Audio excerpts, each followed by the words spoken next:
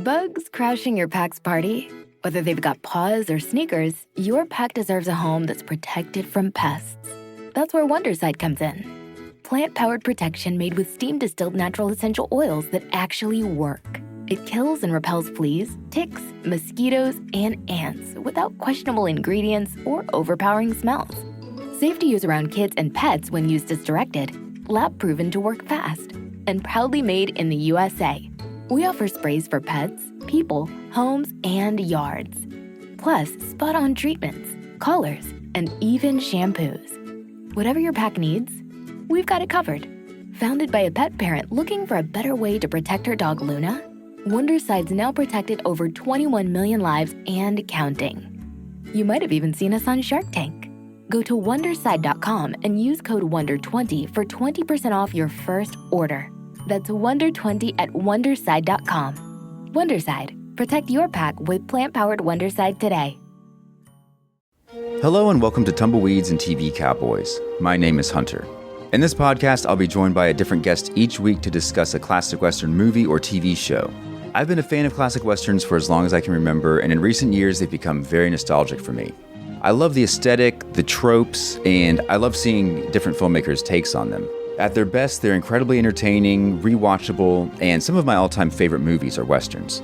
We'll mostly focus on Western movies made in Hollywood, but we'll also be covering spaghetti Westerns, and one thing I'm very excited to get into are Western TV shows. I've got some amazing guests coming on the show, film professors, historians, and podcasters. And Tumbleweeds and TV Cowboys is part of the Someone's Favorite Productions podcast network, and many guests on the show will be from other shows on the network.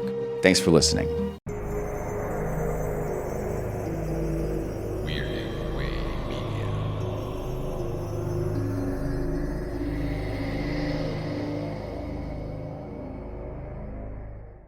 We deal in paint, pigment, light and shadow, realism, surrealism, impressionism, and ghost stories. An interest in the oddball, a predilection toward the bizarre. And this place is nothing if it isn't bizarre. There's no admission, no requirement of membership, only a strong and abiding belief in the dark at the top of the stairs, or things that go bump in the night. The name of this place, should you have come in here accidentally out of the rain, is the Night Gallery. You guys are just fans of Clint Howard. Fuck yeah, we are. God damn it. Who isn't?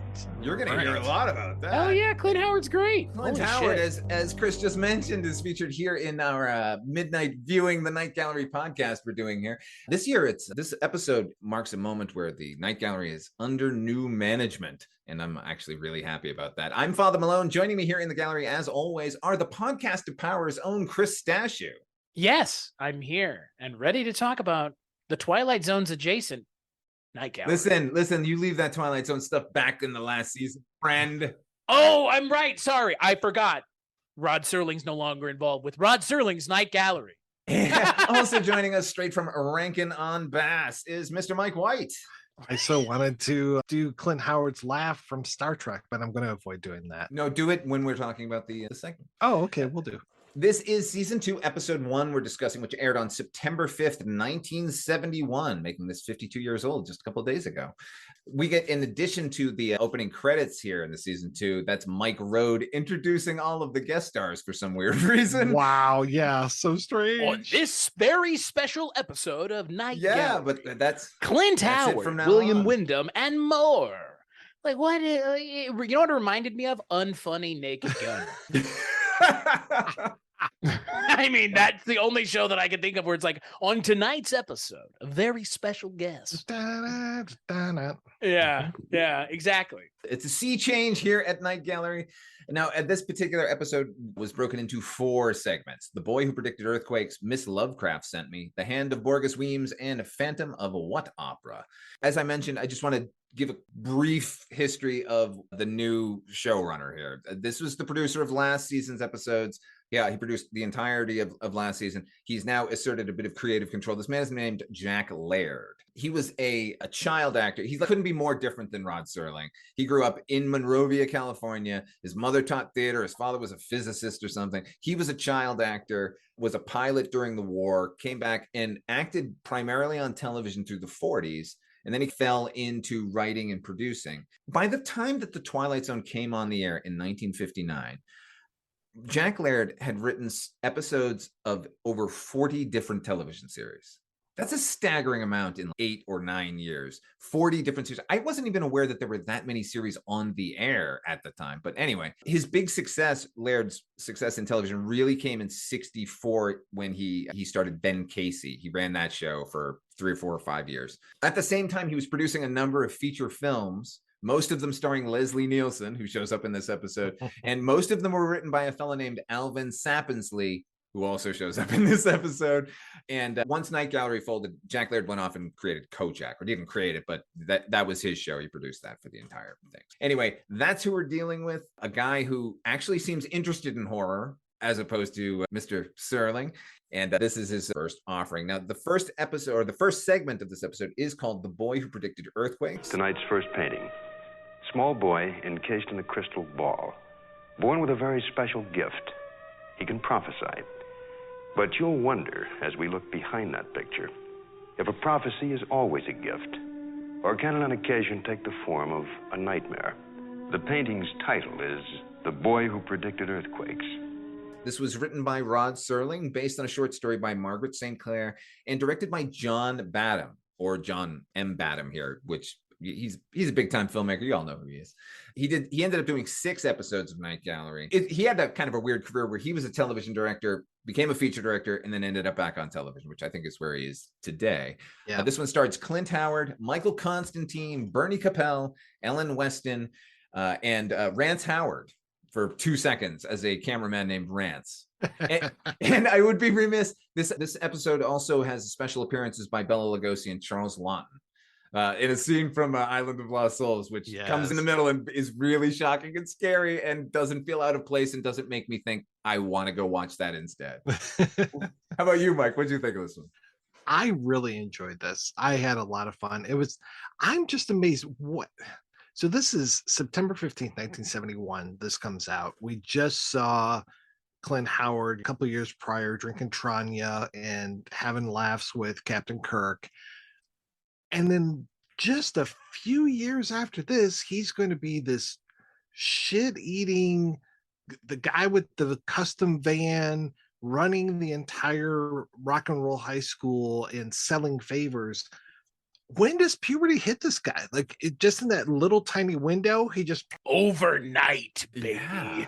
It feels like overnight, because I was not expecting to see this young of a Clint Howard. Like, he's still a child. Yeah.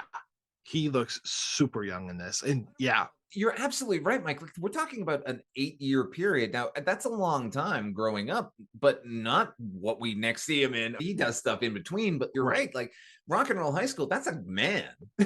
Yes. And this is a child. Like, there's no in between with this guy. It's a small child, too. Like, he's like, his feet don't touch the ground type thing. He's shopping in the kiddie section of Sears buying his little suit that he's wearing, which is ill-fitting, by the way. It really bothered me. He looked like David Byrne. Kids in suits, man. Like, kids in suits, just kind of creepy. Either they're ill-fitting or they look like Damien from The Omen.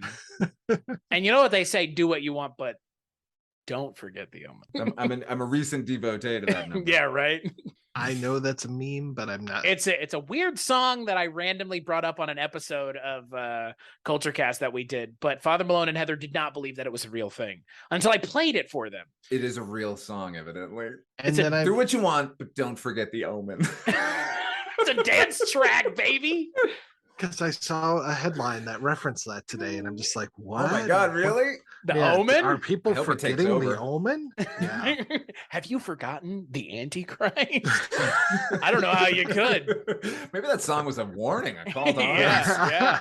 Don't forget The Omen. Really, it's coming. I really appreciate the cast in this. I love Bernie Copel, not in here nearly enough, but Michael Constantine, I don't think people sing his praise as much as maybe they should. Of course, he's a little bit, let's see, extra when he's talking about the kid and how terrible this is and yada, yada, yada, just really lays it on thick, but we're getting his character.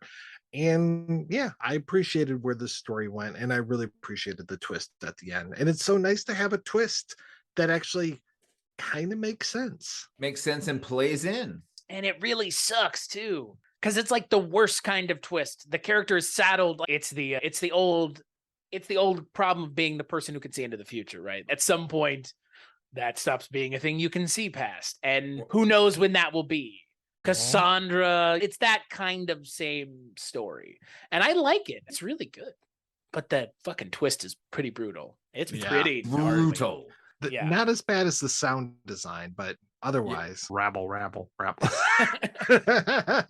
A lot of theremin and weirdos, kind of sci-fi sounds, which are absolutely not necessary there at the end. Like Badham throws this like red process over all of the shots past the prediction that we haven't discovered yet, and we absolutely did not need it.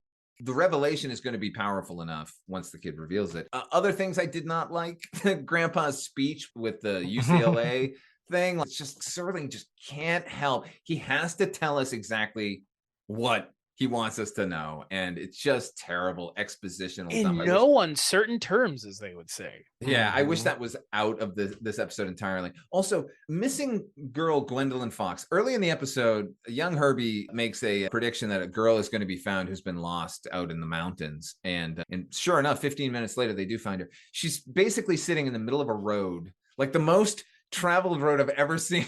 Like, was she really that lost, or was anyone even looking for her? Because that didn't make much sense to me. And weirdly, the helicopter pilot was Mike Road, the voice of on tonight's episode, William Wyndham. So that took me out of it, but maybe that's just because I deal too much in sound or something. It's because you knew. Chris, speaking of Clint Howard, now early in the episode, it's basically in his introductory scene, I wrote in my notebook, I fucking love Clint Howard. And then I underlined it every time I thought that. I ended up with 7 underlines. So that's 7 times, actually 8, because I wrote it once. That's 8 times in 22 minutes where I was like, this kid is fucking awesome. And he is. Like, that breed of child actor is so rare, where he doesn't come off as precocious. He comes off as understanding every concept that's coming out of his mouth. It's a little adult. Maybe that's it. Maybe he's got that orphan syndrome or something. Maybe he's already 23 here and we just don't know it yet. But like, he startles me every time I see him, and he continues to startle me. Clint Howard is great. Like, where's his big starring role? Would somebody just give it to him already? Come on. Yeah. Is Darren Aronofsky gonna do for him like he just did for Brendan Fraser and Mickey Rourke a few decades ago? Come on. Yeah, Tarantino used to do that. Come on. Yeah, this guy's more worthy than them. He was on the Enterprise. Exactly. I think it's interesting because both Ron and Clint Howard were very good child actors. Yeah, which is like doubly as rare, because normally you get one out of a family, but both of them, right. And then both of them immensely talented, both still working in the industry. One as a Oscar-winning, multi-nominated director, and then another one as he has a fucking credit list as long as my arm. Clint Howard's credit list has got to be over double digits, probably closer to triple digits. He's the modern Dick Miller, don't you think? Yeah, that's a good way to put it. Both of those guys. I'm always happy to see them. They never give a bad performance, and I wish they had more success. Hey, Clint Howard was in one of my favorite comedies. He was in Little Nicky putting wax on his nipples. I mean, again, like, what if that ain't success, folks? The range. I'm just talking about the range alone, and the willingness to work on weird things. Because he's in a ton of Adam Sandler's late 90s stuff. He's in Waterboy. That's true. He's in Little Nicky. Again, I think he's probably in Big Daddy or Mr. Deeds. Like, again, the range to go from Star Trek as a child actor to this, to that. He works with Rob Zombie recently. It's worked with everybody at this point. In other words, we love Clint Howard. Yeah. 100% agreed. And I really like this segment a lot. I remember seeing this way too young and being absolutely fucking haunted by this ending. For me, Night Gallery begins in season 2. Like, this is the kind of offering I'm talking about. And I know Serling wrote this, but it's an adaptation, which he was always best in speculative fiction when he was adapting something. And the story is a fucking corker. There was evidently a short film made in 2018 in Mexico called The Boy Who Predicted Earthquakes, which I was not able to get my hands on, but I really want to. It is like a gut punch of a story, and it makes sense, and I don't know.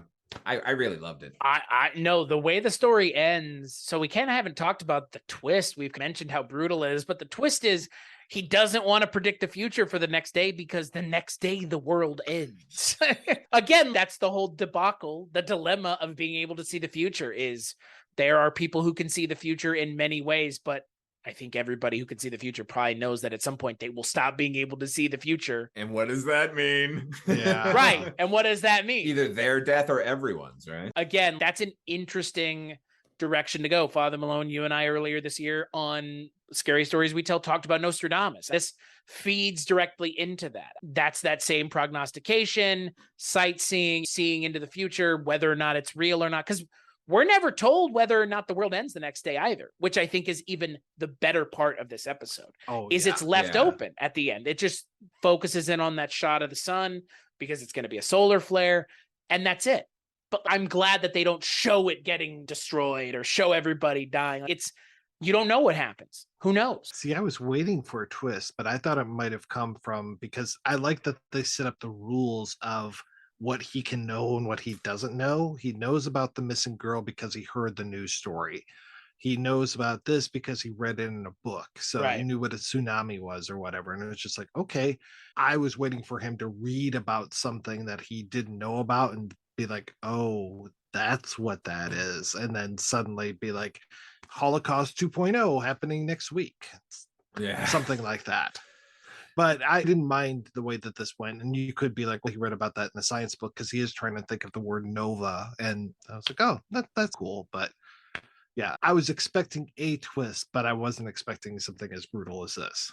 No, the only thing about the ending that bothered me is that when we first meet him, which is presumably months, if not a year ago, in his screen test, he's talking about astronomy specifically. And the kid is so bright that there's no way he didn't know what a nova or a supernova was by then. You know what I mean? I just wish they hadn't mentioned astronomy at all in the opening, because to me, it would have made sense. Because as soon as he started saying, like, what's the word? I'm like, you know what the word is, kid. This kid would know the word. Right, yeah. Agreed. I agree 100%. It's great, but I think the ending, I think it just missed, I don't know, like it's good, but I feel like you're right. Like not giving it away so early would have been a benefit. They had already stacked the deck with where he tells her the rules, which I agree with you, Mike. I like when they give me at least some parameters to bounce off of here. And it reminded me actually of a new Twilight Zone 85, the Toys of Caliban, the George R.R. Martin story, where that kid, he could make something happen if he saw it, that same sort of psychic connection. It's a pretty good way to start the first season sans Rod Serling. That's for sure. Yeah, I was like, where have you been all my life? This is what I was hoping for with this show. Yeah. And this is written by Rod Serling too. Like, holy shit. He's well aware at this point, this is no longer his show, right? He's submitting scripts just like everybody else. He's actually getting scripts rejected and others he's getting notes on. So it's got to be pretty humiliating, right? Rod, why didn't you put this? This is a story you knew you were going to adapt. Why didn't you put it in the last season? It might have helped. For real. For real. Now, every time he redeems himself from here on out, I'm just going to think, God, why, man? Why didn't you let this happen? Because you're capable of better. And it's right here. And that's now a thing that I've been thinking about is like, why, if every episode in this season is good that he's written, because these were lying around. There's no way he wrote these in the in-between interim time. This story had to have been sitting on his desk and waiting to be adapted. Oh, 100%. He's like, oh, I'll wait till next season. Next season, I'm going to really, really give it to them. Dude, no, the bus has left the station. Yeah. Without you on it at this point. They still should have taken his name off. But anyway. All right. On to our next segment. This is basically a blackout sketch. I don't know if there's any other way to describe it. It's called Miss Lovecraft Sent Me. This one was written by producer Jack Laird, directed by Gene R. Kearney. He would end up directing 7 segments on Night Gallery, most of them just blackout sketches like this one. He also wrote Night of the Lepus, That giant bunny movie. Oh boy. Yeah, he wrote that.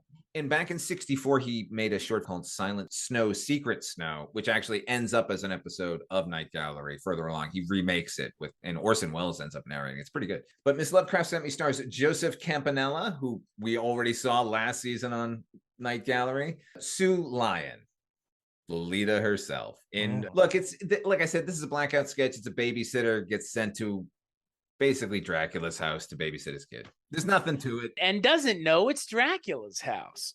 It's so charming and quaint, and it was over in a heart. Was his son supposed to be a werewolf? Something that walked on 4 legs, because it's like, put this Right. chain on and this chain on and then this chain on. It's like, oh, I'm out of here. Yeah. It was over fast. Yeah. I liked Joseph Campanella as the Dracula character and just that kind of dime store look that he was rocking.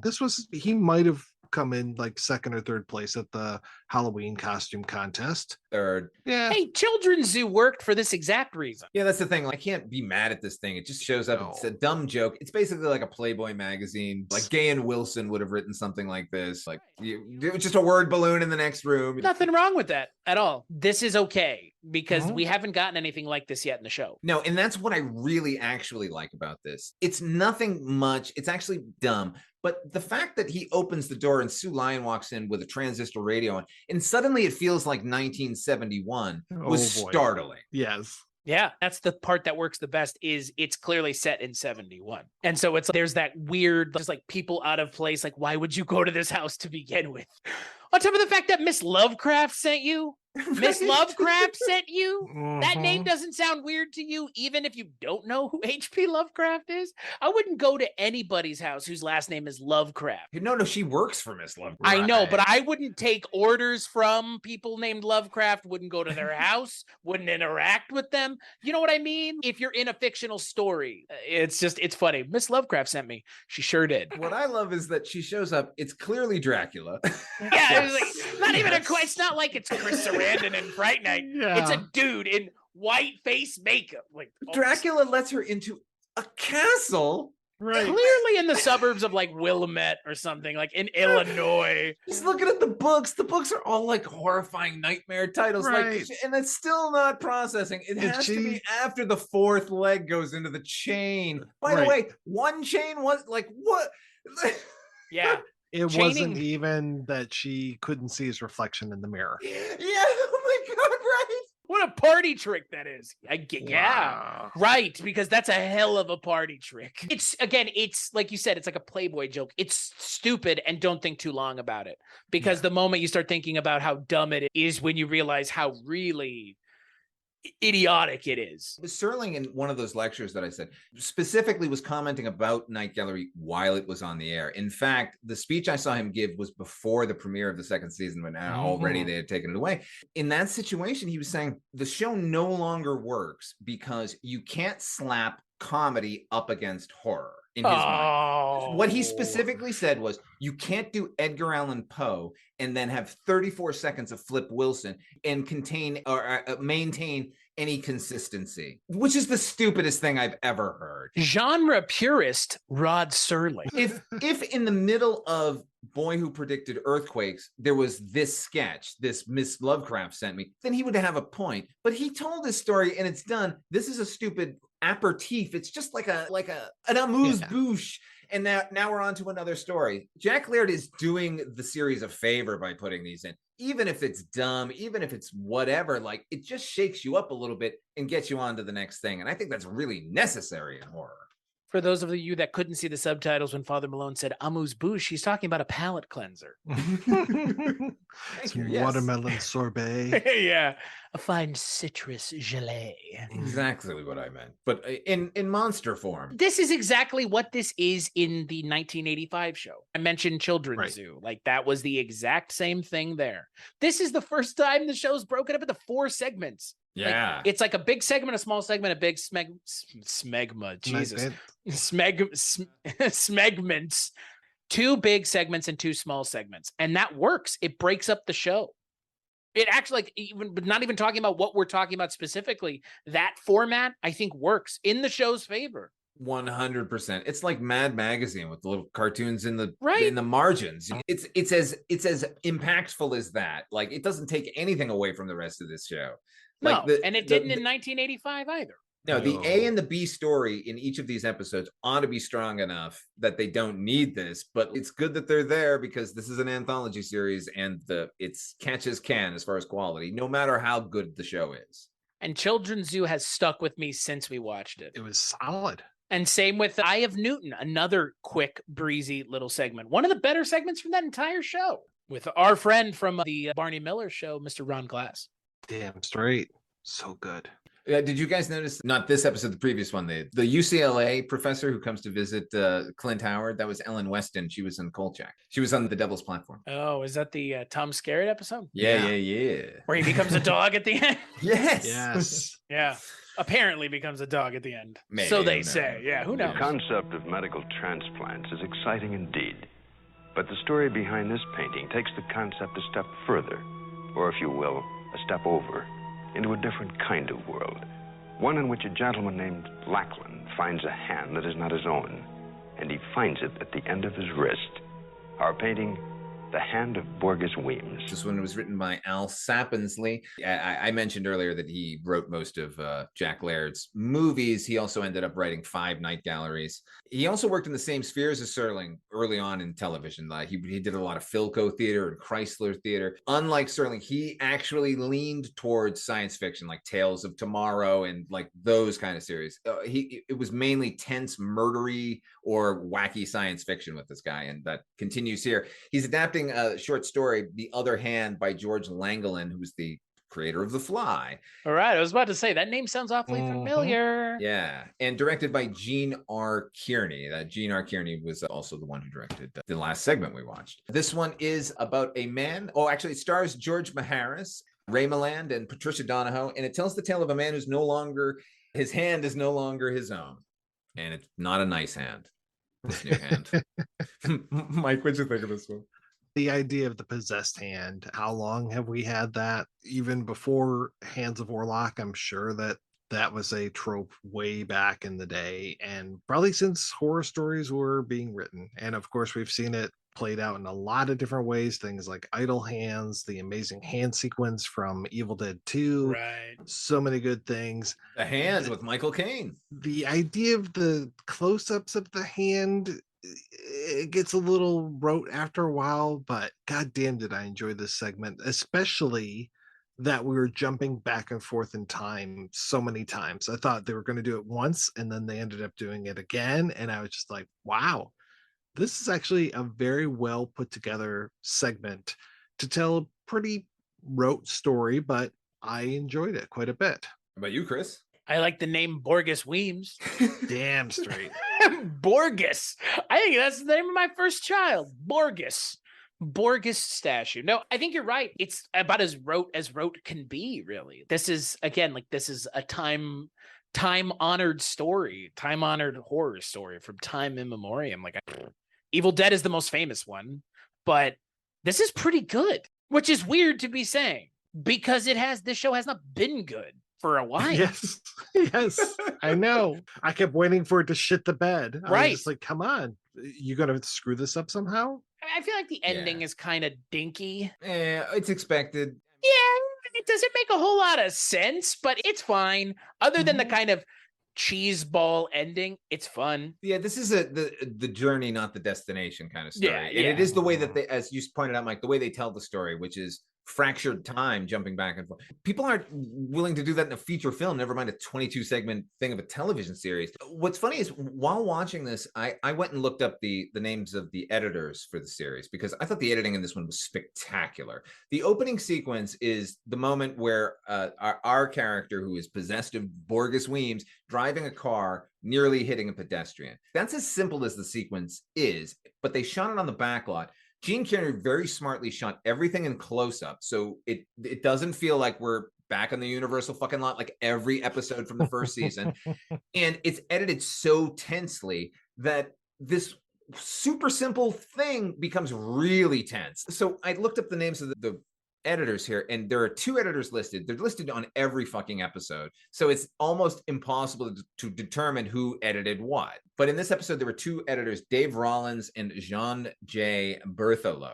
Dave Rollins ends up editing most of John Badham's films. So I'm going to say that this one was edited by John J. Berthelot. And it's, again, just really the cutaway shots that you mentioned, Mike, of the hand. So they keep cutting to the guy's hand, and then it's a quick shot of a hand in red gesticulating crazily. Yes. And that is so effective. If they do it too much, they keep coming back to it. I don't know why, but for that scene, it is so freaky and weird and unnerving. This is an incredibly well-directed episode. Like, production overall feels like a movie, feels like a modern movie, a 1971 movie, which I really appreciated. I think the plot is bonkers, cuckoo, crazy. There is no way, and I know people who have actually attempted to have parts of their body removed. There is no way on God's green earth that you can go into a doctor's office, spill this absolutely psychotic tale, and then when he turns you down, you smash the shit out of your hand with a fucking paperweight. Yeah. And then they're like, okay, now we'll do it for you. No. I just assumed he annihilated his hand to the point of they have to cut it off. I was hoping that he would hit it over and over. Right, which is what I went to, which is filling in a gap that the episode didn't do, which it should have done, because then it would make you wouldn't even have to try to explain it away. The problem is the next scene is the surgery scene, and they show the hand, and there's nothing wrong with it. Right. It's got a little blood on it, maybe a little bit of set dressing, but it's just a hand. Right. And they needn't have shown the hand at all. They should have just shown the surgery, and they could have shown the scalpel going on a wrist, and we would have filled in that the hand is completely mutilated, because it would have had to be mutilated. There's no way if you just hit it, they would have just said, you broke your hand, you dummy. Now put on this rubber outfit and get in this cell.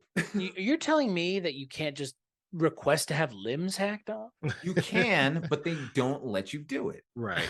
Yeah, you have to do all kinds of things. You get like your dry ice and you put your leg on there, and then you just start sawing away. I'm trying to remember what documentary that was that I watched all about people with limb dysphoria, and then 2 weeks later there was a CSI about it.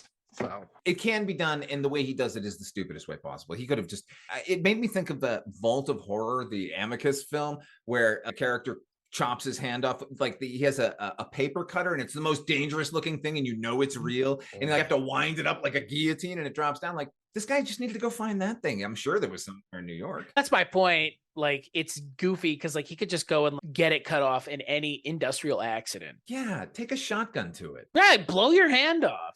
You really want it? Just take the gun and shoot the hand a bunch of times. The gun that you had. That you were threatening your wife. By the way, if anyone is ever struggling with themselves with a pistol and they're pointing it out at you, and you don't know which way it's going to go, get out of the way. That girl stood there the entire time with the gun, like, basically at her head. That was weird. Yeah. With all this being said, this is a good episode. By the way, that documentary is called Whole, Whole, by Melody Gilbert, and I have to say it's really haunting. So I don't know if I want to watch a documentary about phantom. Did they talk about phantom pain in there as well? Oh yeah, it's just like when I knew that this hand didn't belong to me, and it really had to go. And then when it's gone, they can still feel it sometimes. That's even fucking wilder, man. Yeah. But that what you're describing, Chris, like any amputee will describe, but these people are like that. What Mike just described, this hand does not belong to me. That's yeah. Ever get high and look at your own hands too long? That's what we're talking about. But it's like you understand and believe that you can no longer in control of it. And that's the thrust of this episode. This is why it works. I think we've all had thoughts like that. The Simpsons did this with the wig, with Homer and Snake's wig in an episode. Hell to pay. Yeah, they did this. This I think the X-Files did it in one of their episodes or something. There was a movie Body Parts with Jeff Fahey, I think, where he had the serial killer's arm or something. I don't know. Yeah. I've got the eyes of a killer. Yeah, this is good. Like, this is a fun story. I think it's a little maybe too serious for its own good. Also, George Maharis, who's the lead guy in this, the entire time I had him confused with Dick Gautier, who was Jaime on Get Smart. Yeah. George Maharis is well known for his final role in the film Doppelganger, where he plays Mike Wallace. Oh, wow. I don't know who Mike Wallace is. My name's Malone, Father Malone. My first name is Father. Who is this person? My middle name is Patrick, Father Patrick Malone, but I do know a Mike Wallace. I'm related to him, and he found that troubling when he read it. Let me just say. Yeah. he personally did. I do think the way the episode ends is funny, where he's like, "Oh my god!" It's like a monster moment. No, we haven't even mentioned Ray Milland, who's just, I know, just like walking gravity. That man, like, I believe everything he says. He makes any outlandish situation becomes real because Ray Milland tells you it is. Damn straight. Even when he's got when he's on Rosie Greer's shoulder. I believed him then too. Yes. Oh man. All right. That brings us to the final segment. We're left with another blackout sketch. This is called Phantom of What Opera? This was written and directed by Gene R. Kearney, starring Leslie Nielsen and Mary Ann Beck. This is, you guys, I don't know. It's Phantom of the Opera and Leslie Nielsen, though. Yeah. Come on. Yeah. I'm not bagging on it, but I'm just saying there's nothing to describe. It's dumb with a capital D, but it's dumb fun. Yeah, I probably enjoyed this more than the Dracula sketch. So yeah, the production value is better. It looks like they filmed it. It looks like they filmed it on the Universal backlot. Yeah. You know what it looks like they filmed it? It looks like they filmed it where they did like the makeup and monster show. Right. It's like the corner of that room that everybody's looking one way. And they're like, all right, Leslie, come on. All right, we're going to put you over here. Just don't film it really tight and close it. I actually like, even if the jokes aren't landing, I like that they're playing in what everyone thinks of as horror. Right. Like in 1971, if you ask somebody what constituted a horror story, they would probably say Dracula or all of the Universal stuff. I like that these blackout sketches are playing on those a little bit. We got Dracula, and now we got Phantom of the Opera. I'm sure we're going to get others down the line. I don't think this was very funny at all. I thought the makeup was pretty good for a television series that I didn't look like Leslie Nielsen. No, sure didn't. No. Not at all. Not at all. His voice, but that was about it. When I saw Serling talk, they asked him if he had any regrets about the show, and not as far as losing control, but he said in the first season they had 3 days of rehearsal for actors, and then by halfway they had 2, and then it was on set rehearsal. So these shows are being turned around at a ridiculous pace. The fact that they look as good as they do, like John Badham is a really good filmmaker, so he's going to make it look like a movie, which he did. That they're getting anything that looks halfway decent is really impressive. And so when some of these things work, I'm even more impressed. That's all I'm saying. The zero production value here at the end of this one, it's still fun and quick and brief, and it's breathing, in my mind, new life into the series. I don't know how you guys felt about this one. It's so brief, and it's not anything really, and I appreciate that, actually, because we saw the last time we did an episode, they're closing down Tim Riley's bar. It was 34 minutes. Just like, fuck off with that. You don't need to be kowtowed, saying it right, in 2022. You don't have to kowtow to a structure from another version of someone else's show. You don't. And we're seeing that here now, where it's okay, a segment that's 15 minutes, a segment that's 10 minutes, and then 2 3-minute segments. And they'll continue that the rest of the season. Which is exciting. That's exciting for me as a watcher of this show who really was having a hard time getting motivated and excited to watch Night Gallery in the first season. Good. I feel a little vindicated because I was starting to feel like I led you down a dark path that we weren't expecting with how that season went. Yeah, you had us in Dreams for Sale territory pretty quickly there, and I was just like, oh no, what? I thought this show was supposed to be good. We're in for 2 more seasons of this. Oh no, like a fucking nightmare, like straight up. And it's not your fault that you didn't make the show, but that.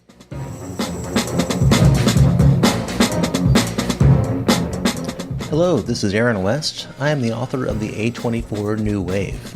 In this book, I look at A24's output and I make the argument that we are in a new wave movement right now. A24 plays a major role. This book has a supplemental podcast where each episode is a brief conversation about an A24 related topic, whether an actor, director, or even a genre. As I continue research for the book and conduct interviews, I expect to record podcast episodes with people involved with the company. You can find the podcast at cinejourneys.com or wherever you find podcasts, and we are proud to be members of the Someone's Favorite Productions podcast network. First season is just like, it feels like a bad dream. Like, it does, because those episodes are so bizarre compared to this. If you showed this episode to someone and then showed them the last episode we watched, you would not get that person would not tell you it's the same show. No, they'd say, what did you do to this series? If you showed them in that order, this is how bad the series gets. Yeah, but mercifully, we got it out of the way. The quality of the series is always fluctuating, as I've said, and that's going to continue into season 3. But what we've been experiencing, like you said, Mike, like the Twilight Zone 85 just like slowly dropped. Not slowly, it dropped pretty quickly, but then it precipitously dropped, and it was awful the end. Same with Tales from the Crypt. At least with Night Gallery, it's the reverse. Like the thing everyone liked about these shows, the memories people have of the shows we're going to find in this season and the next, I think, anyway. So I guess my question to you then is, with a show like this one, where the first season is bad and it vindicates itself in the second and third season, Rod Serling's involved and hosts the show every time. Because that feels bad, man. But like, that's the worst thing. We didn't talk about that at all. But like, Rod Serling is in the wraparounds of the show that he's taken off of as the showrunner. Did you happen to notice that there were no Serling introductions to the Blackout sketches? Yeah, because he refused to do them. Boy. Not surprising. They kind of didn't need them, but you don't need any of them, honestly. You just show the painting and off we go. Children's Zoo didn't have it either. Neither did the eponymous episode that our previous show is named for, with Dreams for Sale. It didn't have a imagine, if you will. There was none of that. It doesn't need it. But the motivation here is pettiness. Oh, well, that's not surprising. If you hadn't told me that and asked me to guess, I would have said he probably didn't want to do it because he thought that they were dumb and jokey.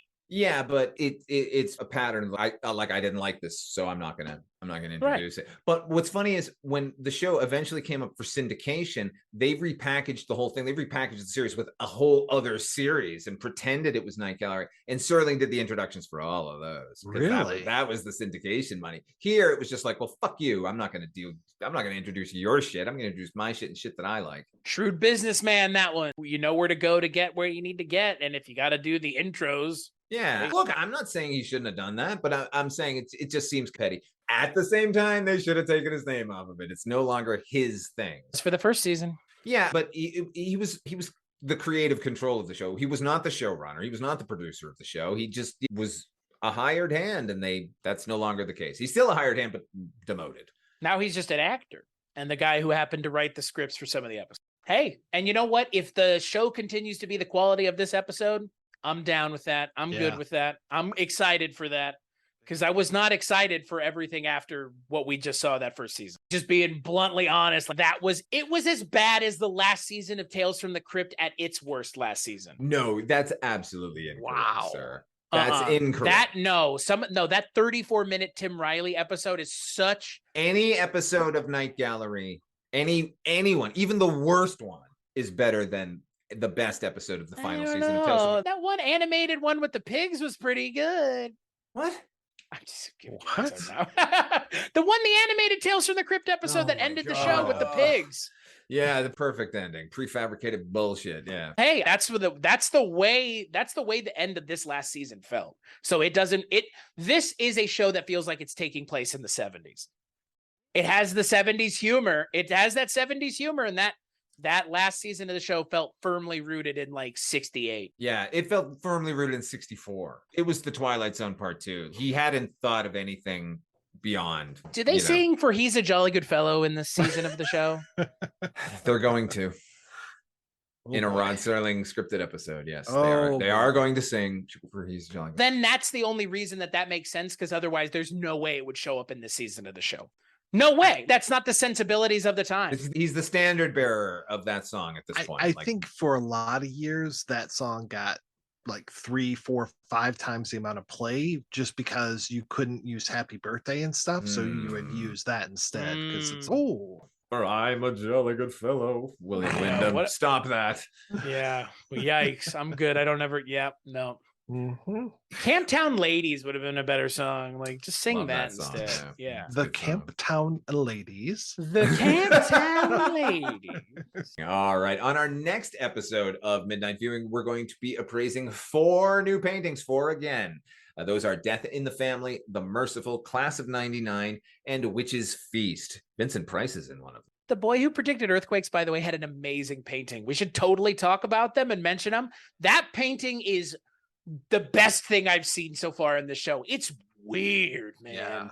Yeah. Hauntingly weird Gorgeous. in like a way I was not expecting. Oh, and also, yeah, beautiful as well. Yeah, with the paintings have been good. They're not an overthought. They're not an oversight in this show. They're actually spending time in making these paintings, which is impressive. Let's shout out to Tom Wright, who did all of the paintings, all of the different styles. They're all incredible. But this one, you're right, Chris, in particular, is gorgeous. Evidently, that is his child that he painted into the painting. But like that face in that crystal ball, it's a picture of absolute innocence and loveliness, but there's something so wrong about it. And Tom Wright's a genius for that, like conveying the story sometimes in better ways than the dramatic that we're gonna get. Yeah. Oh no, that stood out to me. It was just haunting. There was a book out there, The Art of Darkness, I think it was called, that I think the last time I tried to look it up, it's out of print, and then I might have found a really overpriced version of it. But my God, can you imagine having an art book, like one of those big oversized book of just all those Night Gallery paintings? Let's make it happen, Father Malone. I know. Look, I've been searching this entire time. Like, I can't find a copy for less than $200. And I'm like, and I love it. And I know I would treasure it, but I don't have $200 to spend on the Night Gallery paintings right now. No. I see them enough just doing the stupid animated commercials. Until then, where can people find you, Chris Stashu? cstachiw.com, cstachiw.com. That's my link tree for all the things I work on. And I work on a lot of stuff with Mike White. We talk about 70s cops a lot. And then Hobbits, it makes sense. Peter Falk's short. Hand in hand. He's short like a hobbit. Can you imagine that Peter Falk playing Bilbo? It would work. It would work. Boy. It would work. Oh. I'm not one for adventure. Give me that universe, please. But that's where you can find me over at cstachiw.com. What about you, Mike White? Where can people find you? Go ahead. Keep your secrets. I would so watch that. I want to live in that universe where they made Lord of the Rings in the Somebody late deep 70s. fake that. Yes, yeah. please. I would love it. You can always find me over at the projectionboothpodcast.com, which is where I talk about movies, and there's links to all the other stuff that we're doing. There's going to be a link over to Midnight Viewing here pretty soon, and to Podcast Power, our new Lord of the Rings, Rings of Power podcast. As for me, you can find me over at fathermalone.com. That's a link tree to all of my nonsense. Thank you for joining us here in the Night Gallery, and we'll see you in the next episode.